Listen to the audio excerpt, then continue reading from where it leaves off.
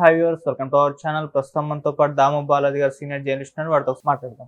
నమస్కారం sir. Sir, Maharashtra ఓట్ల counting అయితే జరుగుతుంది. మహారాష్ట్రలో అయితే బీజేపీ క్లియర్ గా గెలిచే అవకాశాలు అయితే స్పష్టంగా తెలిసిపోతుంది.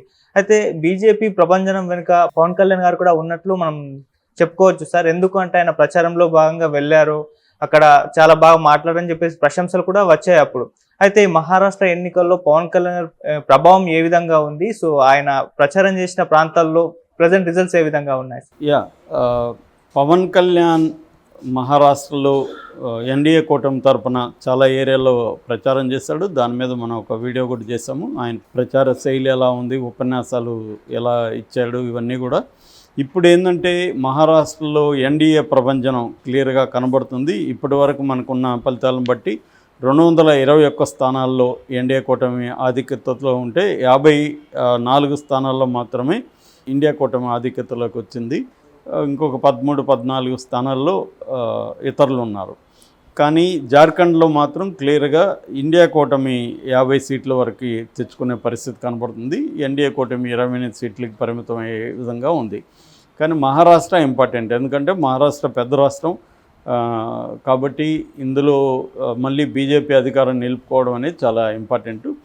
సో ఇప్పుడు చర్చ ఏంటంటే పవన్ కళ్యాణ్ ప్రచారం చేశాడు, ఇటు రేవంత్ రెడ్డి కూడా అక్కడ వెళ్ళి ప్రచారం చేశాడు.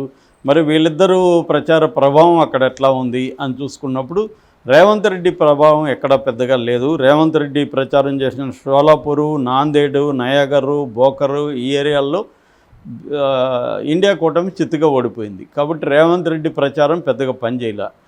అంటే రేవంత్ రెడ్డి పవన్ కళ్యాణ్ల కంపేర్ చేస్తే పవన్ కళ్యాణ్కి వేరే రాష్ట్రాల్లో ఒక కరిష్మా ఉండే అవకాశం ఉంది. ఎందుకంటే ఈయన తెలుగు రాష్ట్రాల్లో ఎక్కడున్నా కూడా పవన్ కళ్యాణ్కి ఉంటుంది.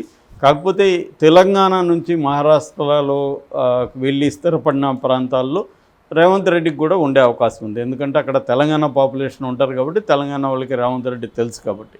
కానీ రేవంత్ రెడ్డికి అంత క్రేజ్ కనబడలేదు.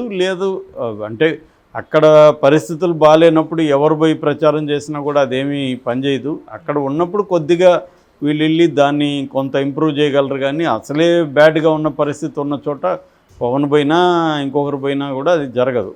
అయితే ఈ పవన్ పోయిన చోట్లు ఏవేవి, ఆయన ప్రభావం ఏమైనా ఉందా అని చూసుకున్నప్పుడు పవన్ పూణే, బల్లార్పూరు, డెక్కూరు, షోలాపూరు, లాతూరు ఈ ప్రాంతాలకి వెళ్ళాడు. వెళ్ళిన చోటంతా కూడా మంచి మెజార్టీతో బీజేపీనే ఆధిక్యతలో ఉన్నట్టుగా ఇప్పటివరకు మనకి వస్తుంది. పవన్ కళ్యాణ్ వెళ్ళిన చోట్ల ఎక్కడ కూడా ఎన్డీఏ కూటమి ఓడిపోయే పరిస్థితి కనబడలేదు.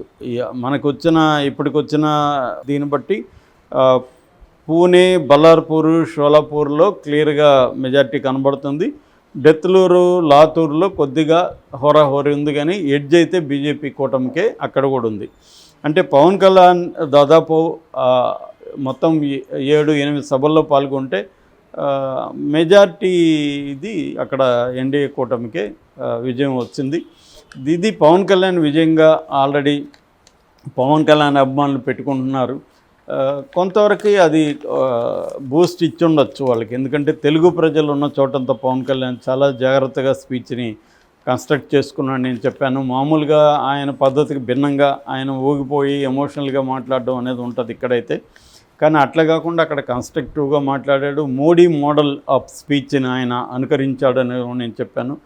హోంవర్క్ చేసుకున్నారు, ఆయన టీం కూడా హోంవర్క్ చేసింది. అక్కడ ఆయన ప్రధానంగా 2 థీమ్స్ని అక్కడ ఆయన తీసుకున్నాడు. ఒకటి నేషనల్ థీము, 2 లోకల్ థీమ్. ఆయన ఏంటంటే ప్రాంతీయ సమస్యల్ని పట్టించుకుంటూనే ప్రాంతీయ పార్టీగా ఉంటూనే జాతీయ పార్టీగా ఉండాలి అని చెప్పడానికి ఆయన శివసేనని జనసేనని కంపేర్ కూడా చేశాడు. ఈ 2 కూడా ప్రాంతీయ పార్టీలుగా ఉంటూ ప్రాంతీయ సమస్యలను పట్టించుకుంటూ జాతీయవాద పార్టీలుగా ఉన్నాయి.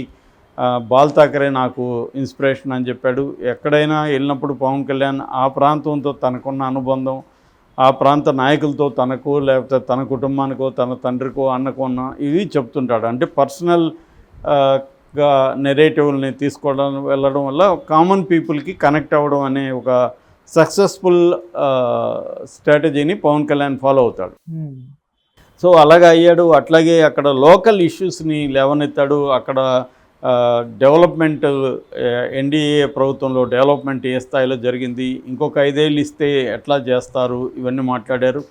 అట్లాగే ఎమోషనల్ ఇష్యూస్, అక్కడ శివాజీ మహారాజ్ విషయం కానీ, మతానికి సంబంధించిన సనాతన ధర్మం దీనికి సంబంధించిన విషయాలు కానీ అవన్నీ మాట్లాడాడు.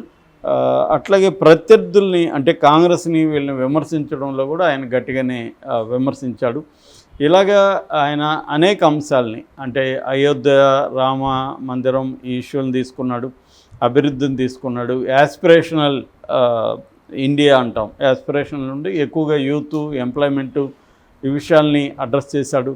అంటే అక్కడ ప్రధానంగా ఏ అంశాలు ఉన్నాయి, మరాఠాలో కూడా గట్టిగా అక్కడ పాపులేషన్ ఉంది, వాళ్ళని ఓబీసీలకు సంబంధించిన డెవలప్మెంట్ని, అట్లాగే తెలుగు వాళ్ళు ప్రత్యేకంగా తెలుగు వాళ్ళకి కూడా తెలంగాణ అంటేనే మీకు తెలుసు కదా నా గుండె ఎట్లా కొట్టుకుంటుందో, ఇవన్నీ తెలంగాణ ప్రజలను ఉత్తేజం చేయడానికి మాట్లాడాడు.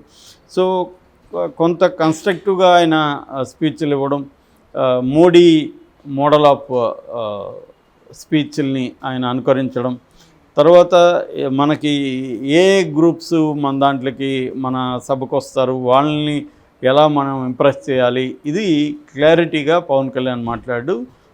చాలా ఆ విషయంలో చాలా మెచ్యూరిటీ వచ్చింది. ఆయన విషయాల్లో మనం ఏకీభవించుకోవచ్చు, ఆయన చెప్పిన విషయాలు అది వేరే విషయం. సో నేను ఇక్కడ ఏం చెప్తున్నానంటే ఆయన ఎలా ప్రజల్ని ఓటర్స్ని ముఖ్యంగా తెలుగు పాపులేషన్ని అట్రాక్ట్ చేయడానికి సక్సెస్ఫుల్గా ఆయన సభల్లో మాట్లాడాడు.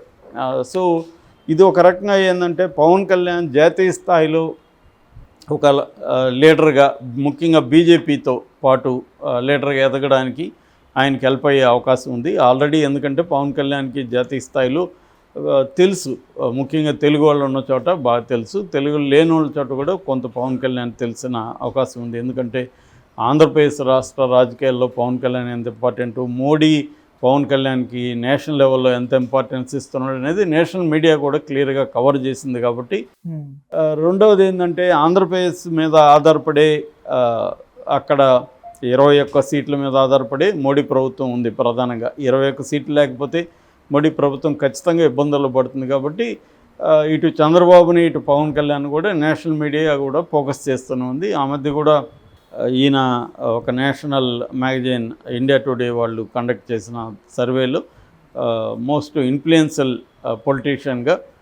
పొలిటీషియన్ లిస్ట్లో ఈయన 5వ పేరు చంద్రబాబుది ఉందంటే దానికి ప్రధాన కారణం ఈయన మీద ఆధారపడి మోడీ ప్రభుత్వం ఉండడమే అనమాట. సో ఆ యాంగిల్లో పవన్ కళ్యాణ్ మెల్లమెల్లగా ముందు సౌత్ ఇండియాలో ఇంపార్టెంట్ ఫిగర్గా ఎదగడం, దాని తర్వాత నేషనల్ లెవెల్లో బీజేపీకి ఉపయోగపడడం ద్వారా తను కూడా నేషనల్ లెవెల్లో ఒక నోన్ పొలిటీషియన్గా ఎదగడం అన్న ఒక లాంగ్ టర్మ్ ప్లాన్ పవన్ కళ్యాణ్కి ఉంది. అది సక్సెస్ఫుల్గా ఆయన చేయగలుగుతున్నాడు అనేది కూడా మనకి మహారాష్ట్ర ఎన్నికల్లో మనకు కనబడుతుంది. ఒక రకం పవన్ కళ్యాణ్కి కూడా ఇది బూస్ట్ ఇస్తుంది ఈ రిజల్ట్. అంటే తాను వెళ్ళి ప్రచారం చేసిన ఎన్నికలలో బీజేపీ కూటమి ఒక అబ్సల్యూట్ మెజార్టీతో రావడం అనేది పవన్ కళ్యాణ్కి కూడా ఇస్తుంది. బీజేపీ జాతీయ నాయకత్వంలో కూడా పవన్ కళ్యాణ్ స్థానం అనేది పెరుగుతుంది దీనివల్ల. రేపు నెక్స్ట్ జరగబోయే ఎన్నికల్లో కూడా పవన్ కళ్యాణ్ని తీసుకెళ్లే అవకాశం ఉంది. ముఖ్యంగా తెలుగు వాళ్ళు ఎక్కడైనా ఉంటే పవన్ కళ్యాణ్ తీసుకెళ్తారు. ఈసారి తెలుగు వాళ్ళు లేకపోయినా కూడా ఇన్ని తీసుకెళ్ళచ్చు. ఎందుకంటే మొన్న కూడా ఈయన మరాఠీలో మాట్లాడినాడు, తెలుగులో మాట్లాడినాడు, మరాఠీలో కొన్ని పదాలు నేర్చుకున్నాడు. ఇదంతా కూడా మళ్ళీ మోడీ మోడలే. మోడీ ఎక్కడికి వెళ్ళినా ఆ భాషలో లోకల్ భాష, కన్నడలో ఉంటే కన్నడ పదాలు కొన్ని మాట్లాడు, తెలుగులో ఉంటే తెలుగు పదాలు మాట్లాడతాడు. ఇట్లాంటివి అంటే ప్రజల్ని ఎట్లా ఆకట్టుకో